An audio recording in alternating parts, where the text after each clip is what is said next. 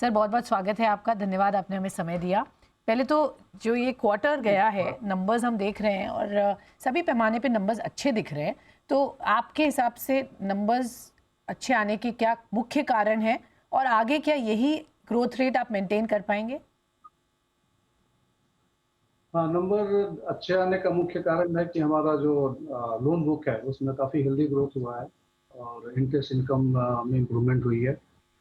और आगे के क्वार्टर्स में भी हमारा यही प्लान है कि हम लोग कंसिस्टेंसी जो मेंटेन करेंगे और क्रेडिट बुक जो लोन बुक है हमारा वो ग्रो करेंगे एटलीस्ट डबल डिजिट में।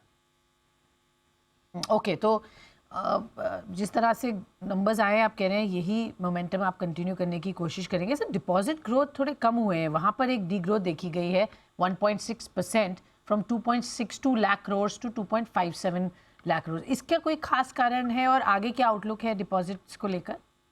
हाँ, इसका in fact system as a whole पूरी जो बैंकिंग इंडस्ट्री है वो डिपॉजिट ग्रोथ थोड़ा स्लगिश है। इससे सारे बैंक स्ट्रगल कर रहे हैं और आईयूबी भी एक्सेप्शन नहीं है। लेकिन वो जो आपने डाटा दिया वो क्वार्टर ऑन क्वार्टर अगर ईयर ऑन ईयर देखें तो 4% का ग्रोथ ऑफकोर्स बहुत ज़्यादा नहीं है एज कम्पेयर टू जो हमारा लोन बुक बढ़ा है। बट जो हमारा कासा का परसेंटेज है डिपॉजिट में वो 44% प्लस है और वो हमारा रियल स्ट्रेंथ है। आगे भी हम लोग कोशिश करेंगे कि स्कोर इम्प्रूव करके 1 बेसिस पॉइंट 2 बेसिस पॉइंट इसको इम्प्रूव करें आगे। और जैसे ही डिपॉजिट में हालात सुधरते ऑफकोर्स रिपो रेट में चेंज होने की वजह से हम लोग इंटरेस्ट रेट डिपॉजिट साइड पे भी हम लोगों ने बढ़ाया है, काफ़ी उसको अट्रैक्टिव बनाया है। उसकी वजह से जो हमारा रिटेल डिपॉजिट का बुक है उसमें ग्रोथ अच्छी देखने को मिल रही है। मुझे उम्मीद है कि अगले एक क्वार्टर तक अगले फाइनेंशियल ईयर के पहले क्वार्टर तक डिपॉजिट ग्रोथ भी स्टेबलाइज हो जाएगा और हम लोग भी उसमें सब्सटैंशियल हेल्दी ग्रोथ दिखा पाएंगे।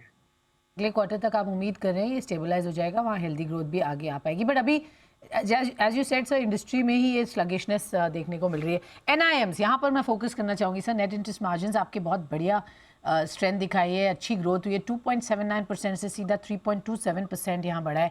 तो पहले तो सर ये ग्रोथ कहाँ से आई, अगेन सस्टेनेबल है, क्या है आउटलुक एनआईएम्स को लेकर?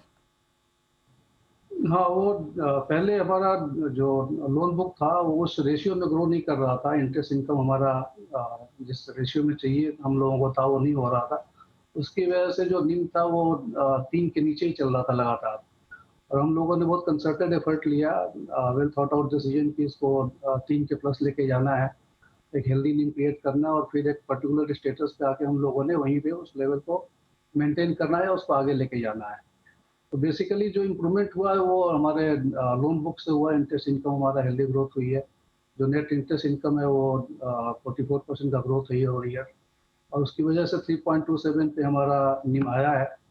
और आगे का भी हमारा प्लान यही है कि इसमें और हम लोग 10 से 15 बिप्स की ग्रोथ और करेंगे और समवेयर 3.40 3.45 3.5 के आसपास हम लोग इसको लॉन्गर टर्म में मेंटेन करने की कोशिश करेंगे। Okay, of fair course enough. Supported by interest income जो उसमें इंक्रीज होगा उसकी वजह से। Okay, fair enough. तो आपने वो बैंड दिया है जो अच्छा दिख रहा है, आगे ग्रोथ यहाँ पे मेंटेन होगी और बेटर होगी एनआईएम्स की अगर हम बात करें। सर इम्प्रूवमेंट एनपीएस में भी जो दिखा है, मैं उस पर आपसे थोड़ा आपका व्यू चाहूँगी। Gross NPAs are down, quarter on quarter basis पर देखें या ईयर ऑन ईयर बेसिस पर। क्या प्लान है सर आगे एनपीएस को लेकर? किस लेवल तक आप इसको ले जाना चाहेंगे टिल द एंड ऑफ 24? क्या टारगेट्स हैं? और एनपीएस पे अब जो दिक्कत हमने जो पहले देखी थी, अब आपको लगता है that worst is behind us? हाँ, ये बात मैं बिल्कुल कन्विक्शन के साथ कहना चाहूँगा कि वर्स्ट इज़ बिहाइंड अस, क्योंकि जितने कॉर्पोरेट अकाउंट्स थे जो 2016-17 से स्टेज शुरू हुआ था कॉर्पोरेट लोन बुक में, वो ऑलमोस्ट 2020-21 तक आते-आते वो लगभग सारा निकल गया। जो भी अकाउंट्स आइडेंटिफाई होने थे जिसमें स्टेज था वो सब एनपी हो रखे ऑलरेडी। और अब जो स्टेज है वो कॉर्पोरेट लोन बुक में नहीं है, थोड़ा एमएसएमई जो रिस्ट्रक्चर बुक है उसमें थोड़ा बहुत स्ट्रेस है। और जो रिटेल पोर्टफोलियो है, क्योंकि मोस्ट ऑफ जो रिटेल और एमएसएमई के पोर्टफोलियो हैं वो एक्सटर्नल बेंचमार्क से लिंक्ड है, मोस्टली रिपो से। और चूंकि पिछले एक साल में रिपो लगातार बढ़ता गया है तो जो इफेक्टिव रेट ऑफ इंटरेस्ट है अल्टीमेट बोरोवर्स के लिए एमएसएमई और रिटेल दोनों में वो इंटरेस्ट जो उनका लोड है कस्टमर्स के लिए वो बढ़ गया है। इसकी वजह से थोड़ा बहुत स्ट्रेस रिटेल और एमएसएमई में जरूर देखने को मिल रहा है, लेकिन वो ऐसा नहीं है कि इसके लिए बहुत ज़्यादा चिंता करने की बात है। प्रॉपर मॉनिटरिंग के साथ, फॉलोअप के साथ हम लोग उसको मेंटेन कर पा रहे हैं। और स्लिपेज पे हमारा शुरू से ही फोकस रहा है कि स्लिपेज कम से कम कंट्रोल करना है, सो दैट हमारा जो क्रेडिट कॉस्ट है वो भी विद इन कंट्रोल रहे। स्लिपेजेज हमारा आईओबी का अगर देखिए इसलिए इस पूरे 9 महीने में इस साल, तो हमारा करीब 3,500 करोड़ का स्लिपेज हुआ है। और उसमें लगभग 700 करोड़ जो हमारा है वो सिर्फ एजुकेशन लोन से आया है, जो कि एक हमारा कॉन्शियस डिसीजन था कि एजुकेशन लोन जो पोर्टफोलियो है उसमें स्ट्रेस ज़्यादा है और पुराने लेगेसी केसेज हैं एजुकेशन लोन के विदाउट सिक्योरिटी वाले, तो उनको हम लोगों ने as a matter of conscious decision उनको हम लोगों ने क्लीन अप करने की कोशिश की है। तो 3500 में से लगभग 20% जो है वो सिर्फ एजुकेशन लोन से आया है। तो स्लिपेजेज अगर आप निकाल दिए तो स्लिपेजेज भी हमारा काफ़ी कंट्रोल के अंदर है। और जब स्लिपेजेस कंट्रोल में है तो नेचुरली प्रोविजनल रिक्वायरमेंट कम होती है। और हमारा जो इंटरेस्ट इनकम बढ़ा है उसकी वजह से जो प्रॉफिट, जो नेट प्रॉफिट का बुक है वो कंसिस्टेंटली ग्रो कर रहा है। और हम लोगों की कोशिश यही है कि हम एक ऐसे बैंक के रूप में सामने आए मार्केट के सामने, जो कि bank quarter on quarter improvement दिखा रहा है। नॉट ओनली सिर्फ एक या दो पैरामीटर में नहीं, जितने क्रिटिकल फाइनेंशियल पैरामीटर्स और रेशियोज हैं ओके उन ओके सभी में हम लोग क्वार्टर ऑन क्वार्टर इंप्रूवमेंट दिखाएं और अपनी एक इमेज क्रिएट करें कि ये कंसिस्टेंट बैंक है और क्वार्टर ऑन क्वार्टर इसके परफॉर्मेंस में इंप्रूवमेंट ही आनी है। ओके फेयर इनफ तो सर। उस ऑब्जेक्टिव के साथ हम लोग आगे बढ़ रहे हैं। ओके तो quarter improvement on all parameters ये फोकस करके आप आगे बढ़ रहे हैं और कंसिस्टेंसी यहाँ पर देखने को मिले ये आप एंडेवर कर रहे हैं। सर रिटेल जी बिजनेस पे अगर हम देख रहे हैं होम इज़ अबाउट 58% और इंक्रीजिंग इंटरेस्ट जी रेट्स की वजह से कुछ आपने इम्पैक्ट देखा इसका, या आगे क्या लग रहा है आउटलुक? थोड़ा सा जो एक हाउसिंग एक्टिविटी थी उसमें म्यूट हुआ थोड़ा, बट अभी वापस लग रहा है sir as the new year will start financial year, वहाँ पर पिकअप आपको लगता है? उस एरिया में क्या फोकस है? हाँ, हाउसिंग सेक्टर में डिमांड पहले म्यूटेड थी, लेकिन पिछले 2 क्वार्टर से हम लोग देख पा रहे हैं कि अच्छी डिमांड है, काफ़ी हेल्दी डिमांड है। और काफ़ी अच्छी नंबर्स में और अमाउंट वाइज भी डिसबर्समेंट अच्छे हो रहे हैं। जैसा मैंने पहले बताया कि रिपो रेट बढ़ने की वजह से जो इंटरेस्ट का जो स्ट्रेस आया कस्टमर्स पे, काफ़ी सारे कस्टमर्स पे आया। पीछे कोरोना भी था उसकी वजह से भी। तो वो ये पार्ट ऑफ जो जो बहुत ज़्यादा जिनकी इनकम जो थी रेगुलर नहीं थी कस्टमर्स की, उस टाइप के अकाउंट स्ट्रेस में आए। हमारा करीब लेस देन 1% मैं बताऊंगा हाउसिंग लोन स्लिप भी हुए हमारे कुछ, लेकिन वो फॉलोअप के साथ, क्योंकि एसेट है वहाँ पे, तो फॉलोअप के साथ वो अकाउंट्स अपग्रेड भी हो रहे हैं।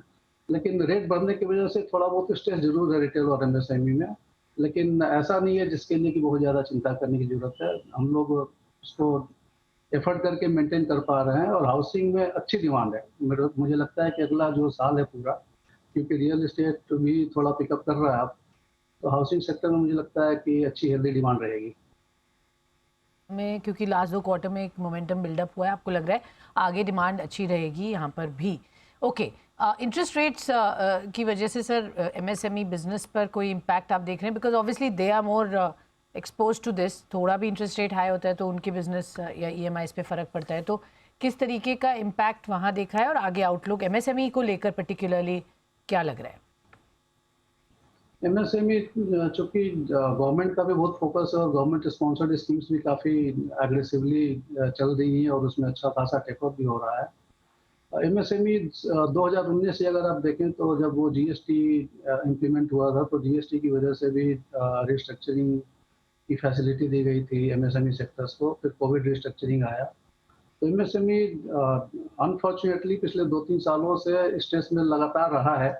और उसकी वजह से जो रिस्ट्रक्चरिंग इनको दी गई अभी कोविड टाइम पे, जीईसी लीव दिया गया 20% ऑफ द आउटस्टैंडिंग, तो उसकी वजह से एमएसएमई सेक्टर को काफ़ी सपोर्ट मिला है। और काफ़ी सारे एमएसएमई सेक्टर जो कि सर्वाइव कर सकते थे, जिसमें इनहेरेंट स्ट्रेंथ थी, वो सारे एमएसएमई अकाउंट्स, वो सारी यूनिट्स अच्छा परफॉर्म कर पा रही हैं, आगे निकली हैं। कुछ अकाउंट्स में स्ट्रेस जरूर है, तो उसको हम लोग नीड बेस्ड उनके कैश फ्लो के हिसाब से, जैसी उनकी स्ट्रेंथ है उसके हिसाब से हम लोग उसको रिस्ट्रक्चरिंग दे रहे हैं या एडिशनल फैसिलिटी दे रहे हैं। और कोशिश कर रहे हैं कि जितनी एमएसएमई यूनिट्स हैं वो हेल्दी रहें और परफॉर्म करती रहें। सर मैं आपसे जानना चाहूँगी जो आरबीआई की इंक्रीज हुआ था अभी रेट्स 25 बेसिस पॉइंट जो कि एक्सपेक्टेड ही था बट बहुत सारे बैंक्स ने including yours have just raised MCLR by 15 basis point sir. आपने पूरा तरह से इसको पास ऑन अभी तक नहीं किया, उसका क्या वजह है सर? हाँ, पूरी तरह से पास ऑन नहीं किया। ऑलरेडी पिछले, अगर आप देखिए पिछले 6 महीने में तो इंटरेस्ट रेट लगातार बढ़ता गया है।